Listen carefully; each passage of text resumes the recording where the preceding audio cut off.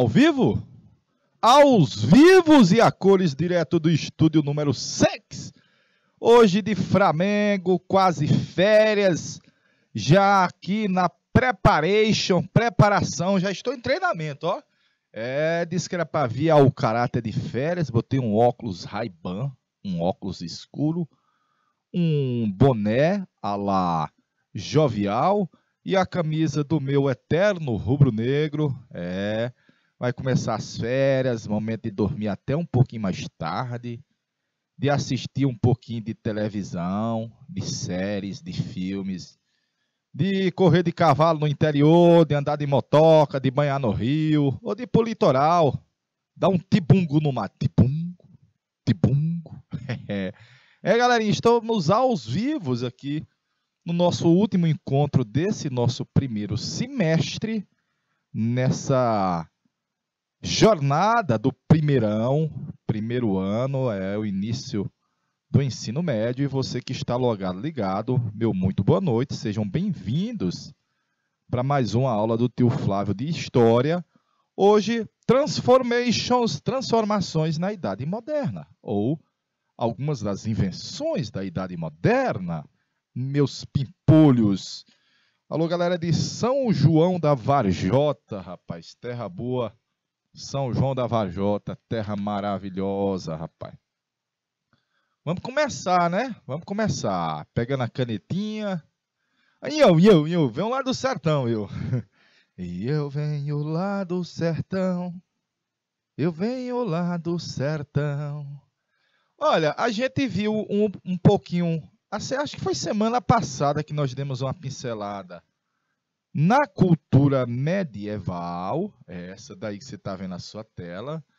Havia um tempo de fé e o predomínio do clero.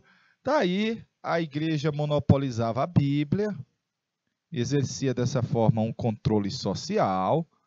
Do seu nascimento à sua morte, havia a presença do clero, da igreja, dos padres. É uma mentalidade teocêntrica, havia a presença da Tribunal do Santo Ofício, famigerada e temida Inquisição. Mas também que o mundo que começou a mudar, com as cidades, com a vida urbana tendo uma efervescência, o comércio, as universidades, e um choque entre a medicina prática de conhecimentos milenares e a fé, que questionava essa medicina. Será que a Idade Média foi uma idade de trevas, das trevas, só por causa dessa mentalidade teocêntrica? Eu acho que não. Perfeitinho? Então tá aí, olha, a Idade Média começou com a queda de Roma. Vai haver uma retração populacional lá no início da Idade Média, porque vai se implantar o sistema feudal, onde a riqueza maior era a terra e a figura mais poderosa era o senhor feudal. E o senhor feudal era poderoso, porque ele tinha terras no plural, galerinha. Terra, gado, destaque aí principal da nobreza e do clero, porque a igreja também era uma grande senhora feudal. Perfeitinho? A nobreza, além de terras, tinha títulos, vassalos, homens e simbolizava o poder dos nobres, o castelo com o fosso, as áreas adjacentes, as torres, o poder. Notadamente, a igreja também era forte, política, religiosa, econômica e socialmente. Respeite o poder do Papa. O poder do Papa se dava mais ainda porque ele era visto como um representante de Deus na terra.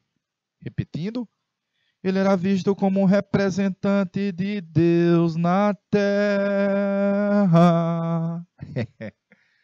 Vamos para frente, povo? A Baixa Idade Média, que é a fase final da Idade Média, vamos dizer assim, vai haver um conjunto de transformations depois das Cruzadas, que é uma guerra dos cristãos contra os islâmicos que dominavam a região da Palestina, os árabes, os infiéis muçulmanos, por um conjunto de interesses que eu estou citando para você, Mas como consequência principal das cruzadas, renascimento comercial e urbano. Então, além do comércio das cidades, e intimamente ligado aos dois, nascia ali uma classe social novinha, olha. Burguesia, burguesia, burguesinha, só o filé. A burguesia intimamente ligada ao comércio, a burguesia também ligada aos bancos e também, claro, o artesanato, uma forma de comércio. Notadamente, o comércio se tornou mais forte com as cidades italianas, que dominavam o comércio de especiarias realizado via mar Mediterrâneo. Então, estou colocando para você que esse cenário de comércio, de cidades, de burguesia, de atividade e contato com o mundo oriental, tudo isso vai começar a colocar em xeque os senhores feudais. Então, estou colocando assim, que é o início de uma crise feudal. Perfeito? Transformations, olha aí, desde as cruzadas teve uma pujança, aí depois, nós vimos semana passada, ó, Deus nos livre da peste, da fome, da guerra e da morte. Aquela retração do século XIV, aquela forte retração, e agora nós vamos fazer uma superação dessa retração, ó. Uhul! De vento em popa, ó. Com as grandes navigations, com a era dos descobrimentos, nós vamos ter a ascensão do mundo burguês, do mundo do capital, do comércio que se torna mundial, e a Europa se torna o centro do mundo, resultando, claro, em uma Europa gradativamente se recuperar daquela crise lá do século XIV. Perfeito? Uma Europa em transformações, olha, o intenso comércio da Europa com a Ásia, principalmente os produtos orientais. Estou citando alguns, olha, alguns são chamados de especiarias, mas novos hábitos, novos alimentos, um paladar mais aguçado, é uma sociedade que estava em transformation, perfeitinho? Teve o boom populacional, depois teve aquela retração, claro, e o boom foi que garantiu que esse comércio pudesse ganhar, vamos dizer assim, uma vida nova, um alento. Assim como as cidades que aumentaram em tamanho e em importância. E quem enfraquece? O senhor feudal. Quem fortalece? O rei. Vou botar um melhor que o rei, ó. O poder do Estado. Um Estado nacional. Apoiado pela burguesia. O rei apoiou o rei. A burguesia apoiou o rei. O rei apoiou o rei, não. A burguesia apoiou o rei. E as duas civilizações que vão influenciar sobremaneira a sociedade europeia cristã na Idade Média foi a civilização bizantina e a civilização árabe. Nesse final aí de Idade Média. Perfeito? Show! Europa em transformation. Que é quando começa a chamada Idade Média, meus pimpolhos. É quando dá início o período dos tempos modernos. Coloquei que é uma fase de transição do mundo feudal para o mundo do capital, quando a Idade Média era vista como um tempo de fé, dominada pela igreja, com fortes poderes da nobreza. Lembrar que os reis na Idade Média eram mais fracos, de boa. Mas aos pouquinhos, Europa emergindo na Idade Moderna, eu vou botar uma data, ó, 1453, até a queda da Bastilha na Revolution Françoise, 1789, é a Idade Moderna. Que a Europa vai estar em ebulição, em transformations, em ebulição, o renascimento cultural, que nós vamos dar uma pincelada hoje, as reformas que você vai ver provavelmente no segundo semestre, as grandes navigations, olha aí, nós vamos abordar um pouquinho delas na aula de hoje, e a mega concentração de poderes nas mãos do rei, que você vai denominar o poder absoluto dos monarcas, ou absolutismo, que é a mesma coisa. Durante toda a Idade Moderna, nós tivemos dois modelos de vida, de sobrevivência, de ideologia em choque, que foi o modelo da nobreza, dos nobres, que vinham desde a Idade Média, e da burguesia, só o filé. Burguesinha, ela sabe o que quer. É, galerinha. De boa na Lagoa, vou deixar um minutinho aí na tela para poder fazer o print aí dessa imagem, desse slide dando início à Idade Moderna.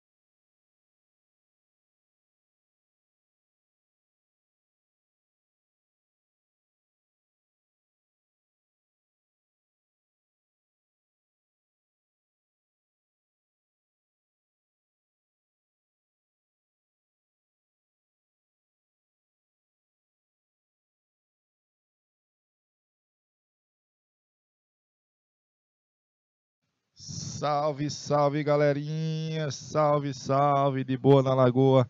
Aí estão alguns aspectos desse início da Idade Moderna. A aula de hoje é sobre um pouquinho, não dá para a gente falar tudo, mas é sobre um pouco desse conjunto de transformações que a gente vai ter da Idade Média para a Idade Moderna. Perfeitinho?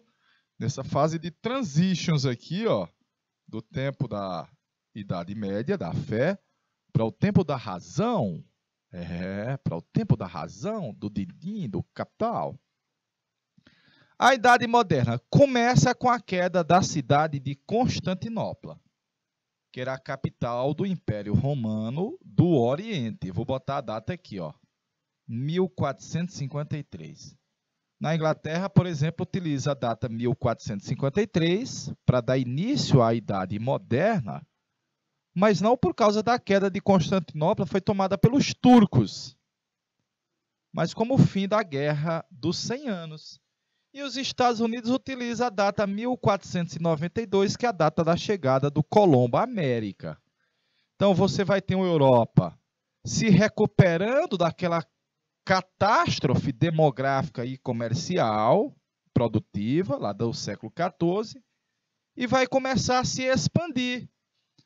A Europa vai começar a se expandir, vai se tornar o umbigo do mundo. E junto com a Europa se expandindo, vai haver uma expansão do capital. Capitalismo em expansão. O lucro, o comércio, daqui a pouco vai perceber que o mundo é grande. Então, tanto o lucro como o comércio vai ter uma escala potencializada, né? A galerinha agora vai querer produzir muito e vender mais ainda. E, claro, a Europa viveu ali um momento de transformações culturais, o antropocentrismo, o racionalismo, o heliocentrismo, são alguns aspectos que nascem na Renascença italiana, todos eles meio que filhos do humanismo, né? Nesse contexto também surgiram as igrejas concorrentes ao catolicismo. A igreja luterana, a calvinista, a anglicana, várias igrejas surgem na Europa, derrubando o monopólio que a igreja católica exercia, que já durava 1000 anos. Agora não é mais só o catolicismo. Perfeito? E aí nós vamos começar daqui a pouquinho com as grandes navegações, a ideia de buscar as especiarias no Oriente, de conseguir fontes fornecedoras de metais preciosos, e a busca de riquezas, de aventura, os relatos do Marco Polo sobre a Ásia, tudo isso estava envolvido? Estava. E de expandir a fé cristã. Por último, a gente está colocando no cenário político. Surgem os estados nacionais, Portugal, Spanish, François, mas surge também o mega, super, hiper poder do rei, que é o absolutismo, Para fechar, no final da Idade Moderna, a burguesia havia se expandido. Porque se expandiu o comércio, teve uma diversificação de produtos, gêneros novos sendo levados de uma região para outra. E a burguesia vai comprar produtos por R$10, R$10, e vai vender por R$50. Papai. Então está aí o cenário dessa Idade Moderna que está iniciando. E nós vamos dar o pontapé inicial com as grandes navegações. Tio, se teve as grandes navegações, é porque também teve as pequenas navegações. Deve ter tido, viu? Olha aí a fase de transição da Idade Média para a Idade Moderna.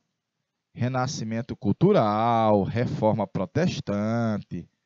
Lá no segundo ano você vai ver a Revolução Americana, a Revolução Industrial, o Iluminismo. São temáticas já do segundo ano. Perfeitinho? Mais uma vez, esse slide que eu gosto de mostrar para você o contexto que a Europa está em transformação, saindo desse mundo feudal para esse mundo do capital, do mundo do senhor feudal para o mundo da burguesia. Deu para ver aí? E como você está vendo aqui, olha, a expansão marítima europeia, que eu coloquei o nome de grandes navegações, vai levar não só aos descobrimentos, mas uma transformation na Europa, olha. Transformação grande na Europa. Beleza? Final da Idade Média. Teve um crescimento populacional que exigiu uma maior produção, intensificou a atividade comercial e a vida urbana, já vimos isso. Surgiram as universidades que permitiam a ampliação do conhecimento e a Igreja Católica, para tentar cercear esse conhecimento, criou o Tribunal do Santo Ofício. Aí teve aquela fase de crise, olha, crise generalizada, que a gente chama crise do século XIV.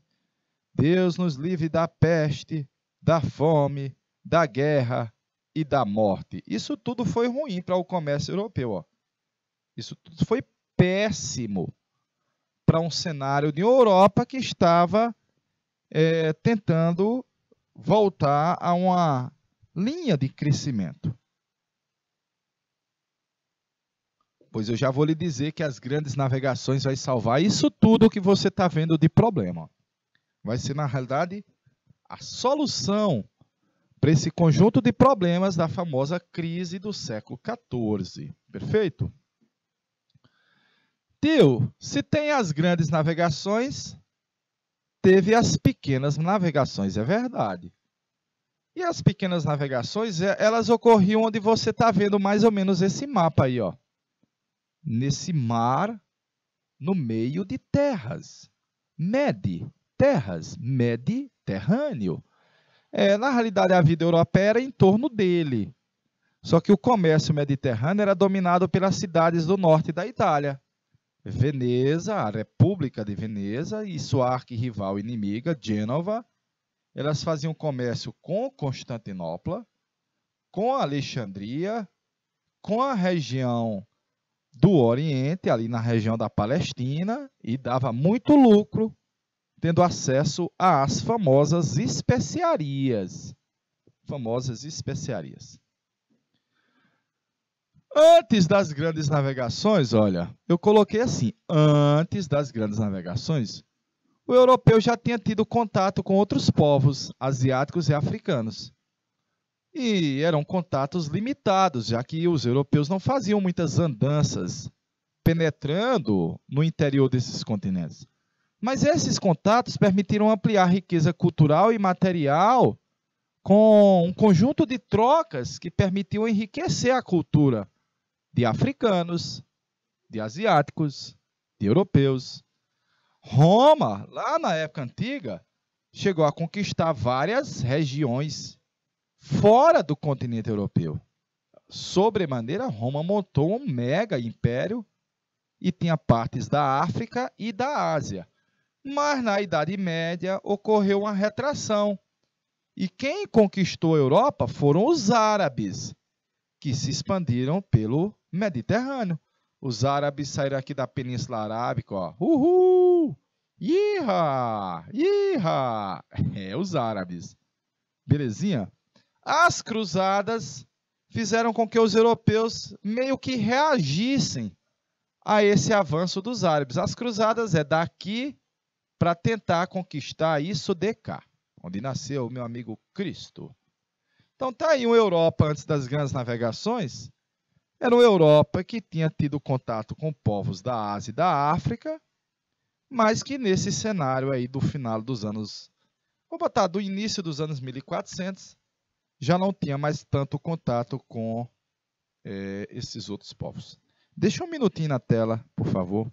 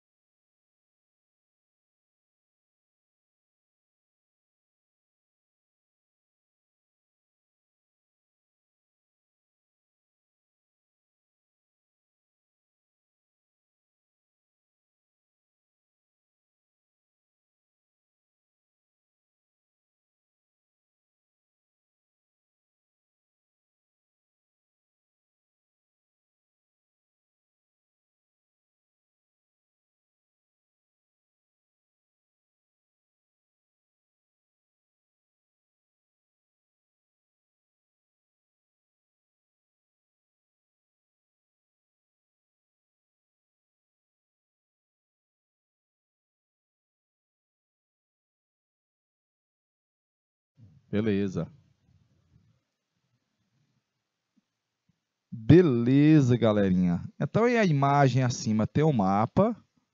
A setazinha vermelha mostra o avanço dos árabes, dos islâmicos. E a setazinha azul sai da Europa com a cruz cristã. E tenta ir lá para o C, ó, a região da Palestina, onde nasceu meu amigo Cristo. E na imagem abaixo você vê um vitral com um cristão olhando desconfiado para um árabe, um islâmico também desconfiado. Isso é Idade Média, né? A guerra entre esses dois grupos aí era muito forte. Tá aí mais ou menos o mundo conhecido na época que os portugueses vieram para o Brasil. Notadamente, você já está vendo aqui os navios no mar Oceano, já estão conversando aí com o Deus dos mares, Poseidon. Belezinha? Eu coloquei que havia um conhecimento limitado. Até a Idade Média, poucos europeus haviam saído e penetrado em outros continentes. O Marco Polo tinha andado lá na China, um ou outro. Então a Europa era uma espécie de periferia do mundo. Não se esqueça disso. Antes das grandes navegações, a Europa era uma espécie de periferia. Se você pega um mapa, mais ou menos, O centro do mundo é onde nasceu Jesus. Olha aí, velho. Antes das grandes navegações. Não havia conhecimento sobre o tamanho da Terra. E tinha gente que achava que a Terra era plana. Medo, mentalidade medieval, desconhecimento e narrativas fazia com que o mar em aberto fosse um perigo e tivesse um mega abismo. É aquela ideia da Terra plana. Ah, havia, galerinha. E o Oceano Atlântico era um mar tenebroso, era uma barreira intransponível que metia muito medo porque as poucas charnecas que haviam adentrado haviam naufragado e não voltaram. Então esse é o cenário aí que você vai ter que derrubar, que você vai ter que superar, que os europeus tiveram que enfrentar os medos, os temores, que na realidade já vinham de longa data, né? Porque não foram criados aí do dia para a noite. Perfeitinho? Então, nesse slide 19, deixa aí um minutinho a tela, per favore, em italiano.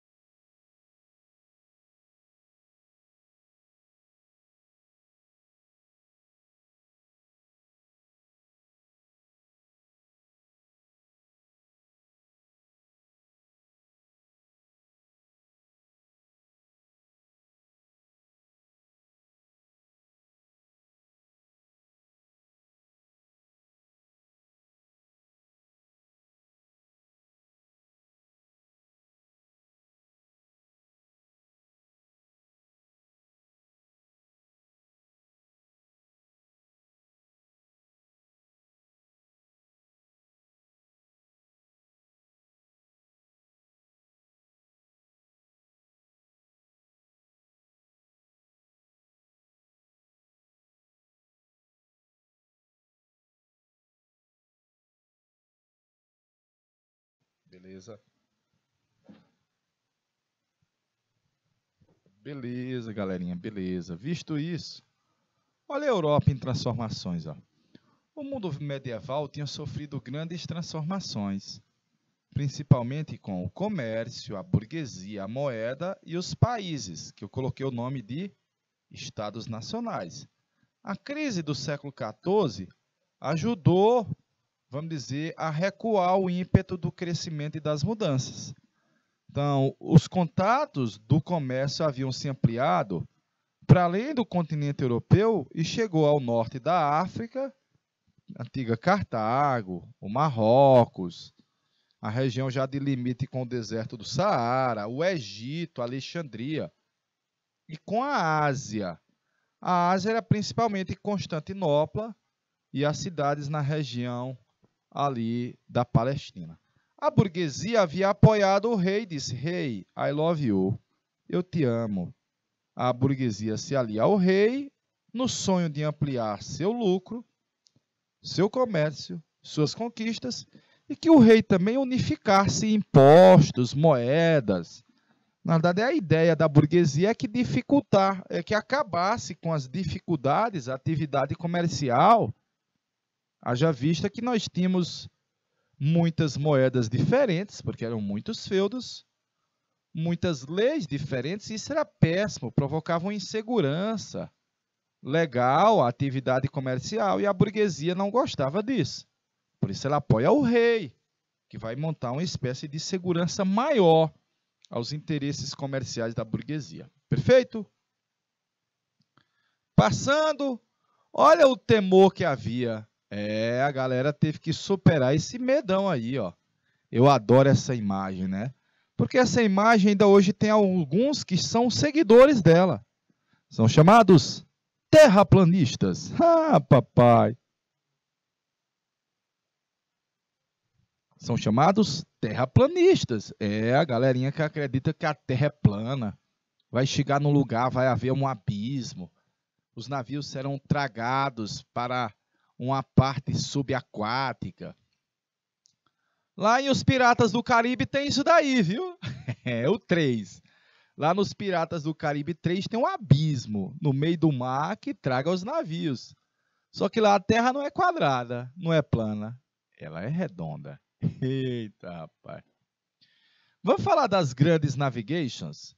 Às vezes você pega a questão e chama expansão marítimo comercial, expansão marítima europeia. Com quais interesses envolvidos?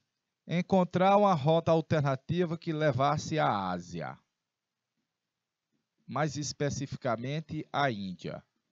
O que é que havia na Índia? Especiarias. Esses produtos que eu coloquei na imagem aí, ó.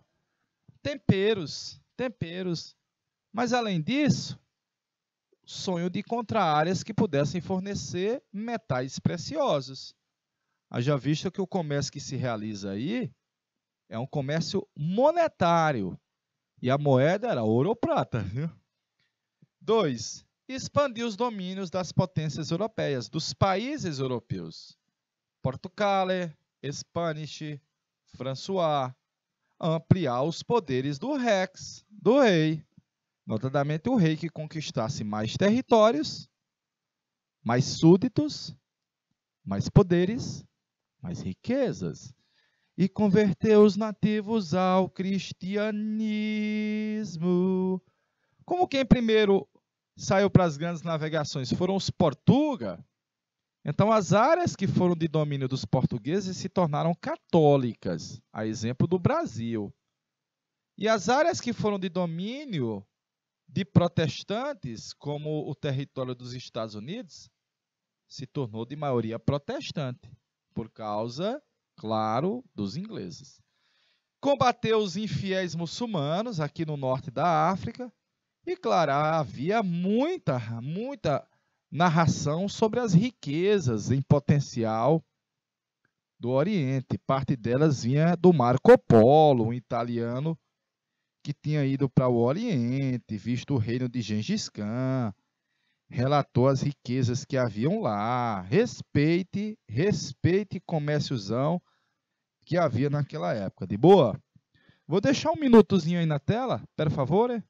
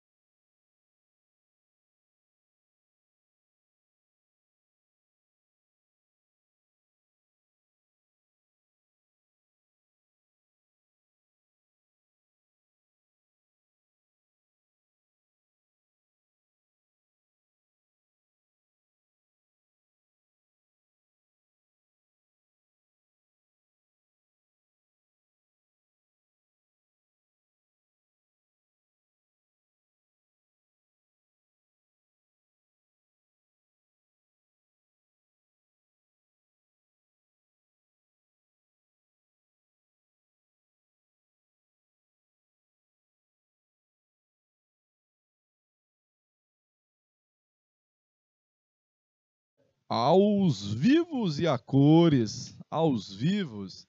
Essa imagem mostra, é claro que é uma venda no Brasil, mas mesmo sendo uma venda no Brasil, você vê que são produtos e parte deles não são brasileiros.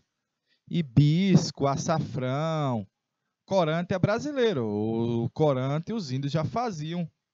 Do urucum e outros elementos, camomila é brasileira, alguns elementos aí são nossos, mas outros, a canela vem de fora, folha de louro vem de fora, e um bocado de produtos aí que são temperos, especiarias, no plural.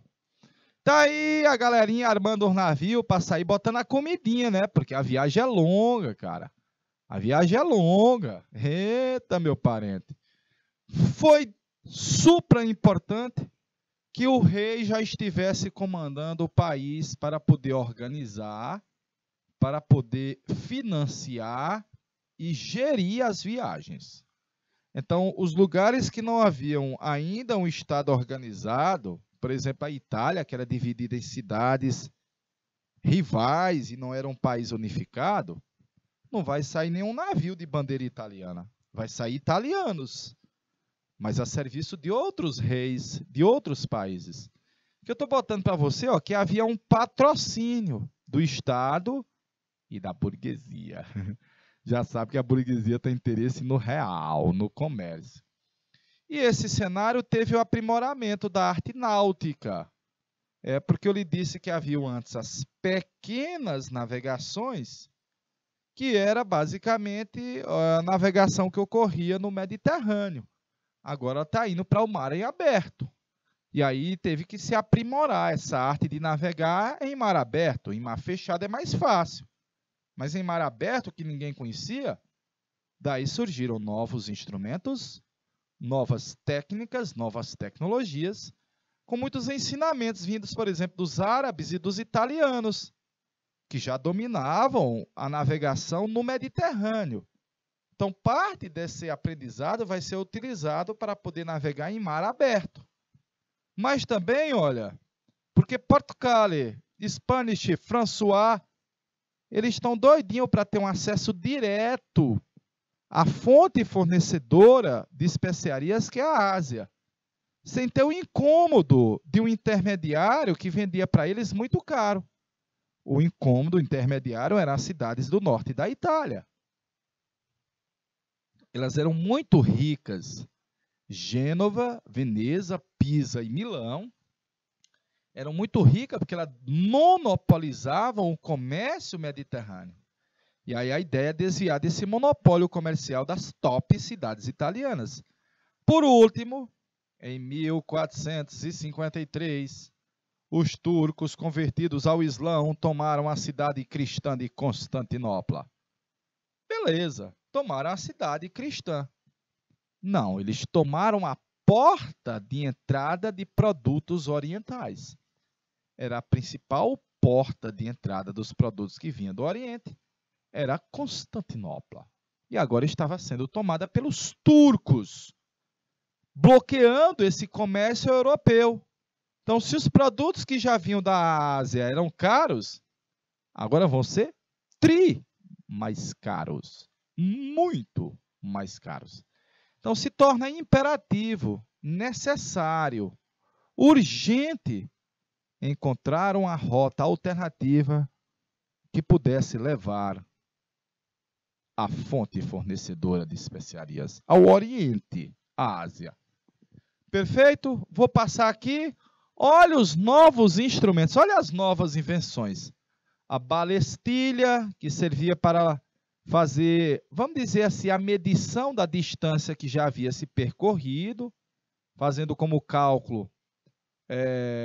cálculos matemáticos, tendo as estrelas como os principais pontos de referência. A bússola, que é chinesa. A bússola é chinesa e vai ser aperfeiçoada aí, mais utilizada nas grandes navegações. O astrolábio, a caravela inventada pelos portugueses, o sextante, uma quantidade de elementos que vai dar vamos dizer assim, vai dar uma segurança maior nas viagens em mar aberto, nas áreas que eles não tinham conhecimento. Vou mostrar aqui as naus portuguesas e as caravelas. Olha aí, olha. Aqui é uma nau portuguesa. Aqui é uma grande nau de Portugal. Aqui é a caravela, é uma revolução a caravela. Que a caravela viaja a favor e contra o vento. A favor e contra o vento. Ela vai em zigue-zague.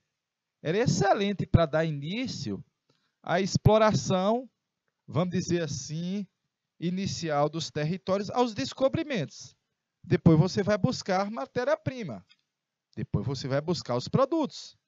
Mas antes nós vamos ter que descobrir. Vamos descobrir com as caravelas. De boa? Deixa eu botar aqui os meus apetrechos de jovem já próximas férias. Próximas férias. E nós vamos para aquele intervalozinho de 2, 3 minutinhos. E a gente volta já já aqui de Flamengo no coração.